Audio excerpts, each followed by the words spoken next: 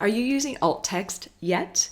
If not, you'll want to after you watch this. You see, it's everywhere online. It's on website photos and on social media posts. Hi, I'm Heather Porter from Website Love, and in this one tip in 1 minute, I'm going to show you what alt text is and how you can use it to be found more from search engines and be more accessible to people. So, what is it? The purpose of alt text is to describe what an image is all about in text. It helps people who can't see your image still know what your photo is all about. Plus, it helps with SEO on your website photos, so Google can tell what your photos are about. There are a couple of situations when alt text is shown instead of a picture. 1, when the internet is too slow to load. And 2, on browsers for the visually impaired or for screen readers that say what the photo is about. And here are some tips on how to write them. Keep them 125 characters or less. Describe the image as specifically as you can. Focus on what you want people to remember about the image, and make sure to include relevant keywords. Here's how you create them. When you upload any new post to Facebook, Instagram, or LinkedIn, you can add your alt text.